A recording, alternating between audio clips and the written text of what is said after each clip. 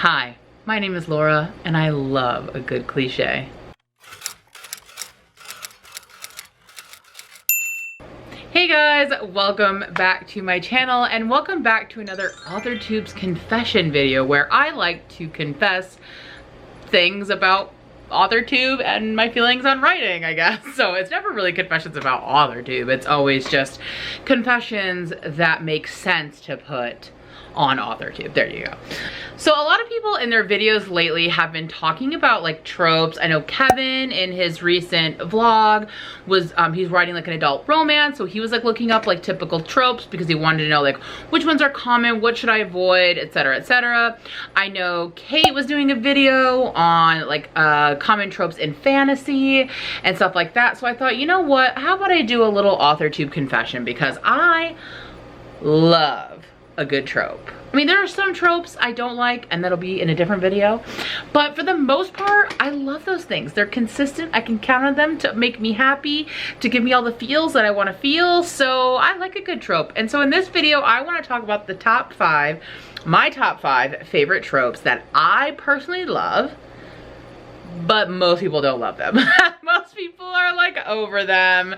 Most people hate these things, but these are the ones that like low-key love them so much. Okay, so I'm just gonna jump right in with the number 1 that everyone loves to hate, and that is the love triangle.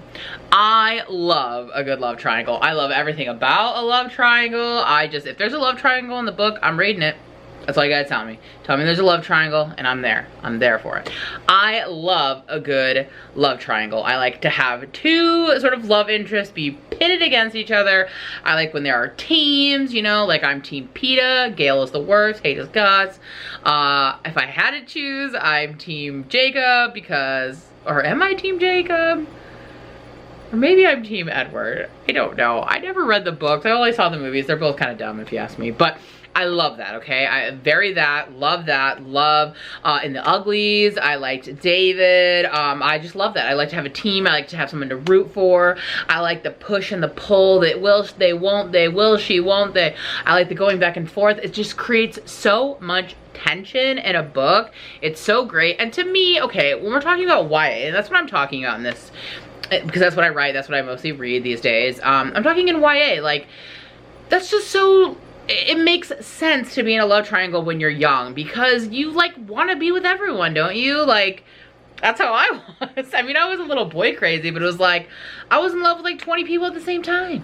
Like, that's totally typical. Like, I just thought I was in love with, I mean, God, I read like an old diary once of mine from like, I don't know, like freshman year of high school or sophomore year of high school. I was like 14, 15. And it was like, I am so in love with this person. I'm not gonna say who it is just in case they ever come across these videos, okay? But it was like, I am so in love with this person, like absolutely obsessed, in love with them forever, will love them till I die.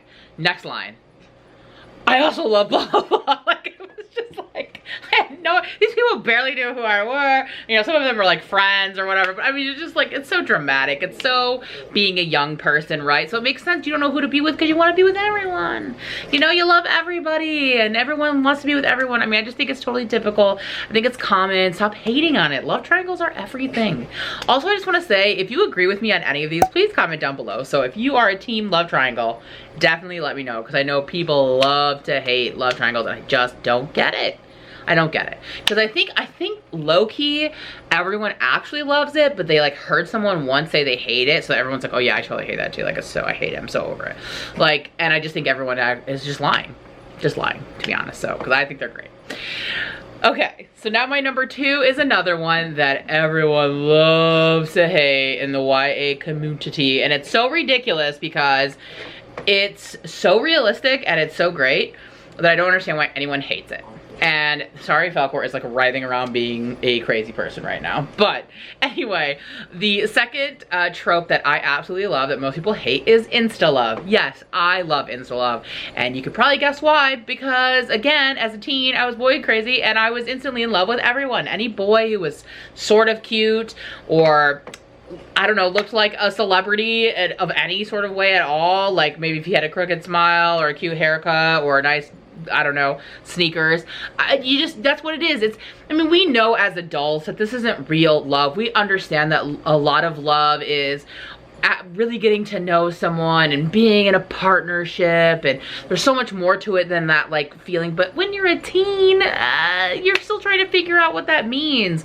So of course you're gonna like have this undying devotion to someone that you just met. That is so realistic. And if like, come on, and like, let's just say you're one of like the rare people who didn't feel that way. Most of us were freaks in high school who were in love with everybody, okay? So that's just typical. It's very common. Young people don't understand their hormones. They're trying to figure out all the thoughts in their head. Their brains aren't fully developed yet. So I mean, come on, Insta-love. I think that if you, I mean, it's fine to have like great mature relationships. I mean, sure, mature relationships. And I do like, you know, friends to lovers type, although they're not really, you know, usually lovers in the YA, but you know that trope. But come on, Insta-love. I hate when people complain. I do. I just hate it when they're like, oh, they just met. They've only hung out 5 times. Are you kidding me? In high school, if I hung out with a boy 5 times, I'd be ready to marry him. That's how I was in high school. You just don't understand your feelings. So I love Insta-love. I just want to get right into it. Let's just get into all the feelings, because that's what I love about YA. I love the angst. I love the just everything is enhanced. Everything is so like over the top. Like it's not just like, oh, I love him. It's like, oh my god, I love him so much, I just want to die. Like, yeah, I mean, think of Bella, right? She like curled up in a ball and hung out there for like a year, didn't she, or something like that? That's what I hear. So you know, that's so common. Like, it's common, and I think that as writers, it's our job to like make it more nuanced than that. But at the end of the day, when I'm reading, give me a love triangle that involves Insta-love, and it's gonna be my favorite book of the year. That's just the truth. That's just the real tea. All right, so some of these, those are like the 2 that I think most people are going to disagree with me on, and these last 3 are ones that I think a lot of people don't like, but there might be more of you who agree with me. So number 3 is having to have the fake relationship. I love this. It never gets old. My favorite part of it is seeing all the different ways that people can work this into a story, because it just happens a million different times. Oh, pretend to be my boyfriend so that I can go to this party. Pretend to be my boyfriend so I can make this person jealous. I love this trope. I love it because the people always end up falling for each other. It's brilliant. Chef's kiss. It works every single time, and we know it's going to happen, but we love it anyway, because we like to see, because we think we're like, little does she know, she's actually in love with him. We love it. We like being in on the secret. We like watching them secretly, you know, fall in love when they weren't wanting to. We like the push and pull again. It creates a lot of tension because it's usually someone they don't like, or someone they would never thought they would have been with to begin with. I mean, it's a perfect recipe. It's been done a million times for a reason. So I love this, even though I always know they're gonna end up together, and whatever it is they were trying to do, it doesn't matter, because what really is going to happen is these 2 people getting together. And I love that trope. I'm here for it, and I love to see all the different ways that people find to put this in their book, because it's just so many, it's just different scenarios, different reasons. So I love this. I'm totally here for this. And in fact, I have a book on the back burner that includes that storyline. So maybe that's a little bit, you know, I'm a little bit biased, but I'm doing it because I love it. I love it so much. So that's number 3. All right, my number 4 trope that I absolutely love is I love a drunken confession. Or like, it may not necessarily be a confession, but like something they wouldn't have said when they were not drunk. This one's a little like, some people might not love this, because some people don't like when like teens are drunk, but come on, again, what kind of grown up, you know, like we know how teens are growing up. Even if you were that good kid who like listened to what they were supposed to do, you knew kids were getting drunk. And I love it. I love it when I don't like sloppy drunkenness, and I don't like when drunkenness results in like gross behavior, but I love when someone's inhibitions are just a little down and they end up confessing or saying something that they wouldn't have typically said. It allows them to get their guards down, and you get to see the real, like my favorite example of this, I say this all the time, Kevin's gonna know. Kevin's already gonna know, because I love the scenes. One of my favorite scenes of all YA books of all time is I love in Divergent, when Four and Tris have had this, like, you know, sort of like interesting relationship right in the beginning, and she bumps into him after he's had a night out with his friends, and she was out with her friends, and they kind of bump into each other, and he's like a little tipsy, and he like leans in and whispers to her and tells her that she looks pretty. And that's like the first time we actually get an indication that he's like into her, and it kind of takes her by surprise. And it's just like that moment where you're like, there was all this like tension building up for it, and then when it happens, like you know, because it was like so out of character for him. And I just love that. Oh, I love that scene so much. It's so good. And that series had to be ruined by the last book, but we're not getting into that today. So yeah, I love a drunken confession. I love when people are a little inhibited and they say things that they wouldn't normally say or do that reveals their true self. I love this, or their true feelings. So I love that. All right, and the fifth and last trope that I love, and this is probably because I love teen like rom-coms, especially like the 90s, early 2000s, but I love a grand gesture. I especially love when the love interest does something in public, in front of people, but it has to be embarrassing. To a degree. I guess maybe not, maybe it doesn't always have to be embarrassing. But definitely in public, definitely in front of other people, I love a grand gesture. I love, you know, in Say Anything when he's holding up, you know, the radio. I love in 10 Things I Hate About You when both of them actually do grand gestures. She reads her poem, he does his little thing like singing. I just love those. And in fact, all of my contemporaries have a grand gesture in them because I just love it. I love it.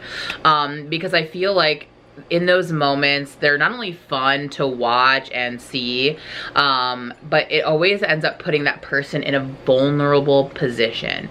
It puts them in a position where they're, again, letting their guard down, and we get to see them do something that they wouldn't typically do, but it reveals something about themselves or how they're feeling. And I really love those moments where the character puts their guard down.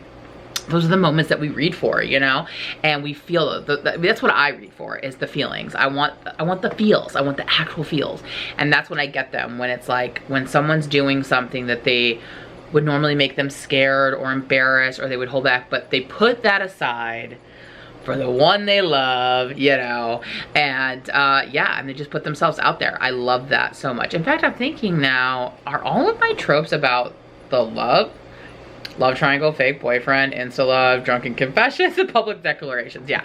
So basically these are all tropes that have to do with the romance part of the book. I don't write romance, I don't read romance, but I love books with a romantic subplot. In fact, I'll be really honest, when it comes to like YA, definitely in YA, if there's not a romantic subplot, I usually don't read it.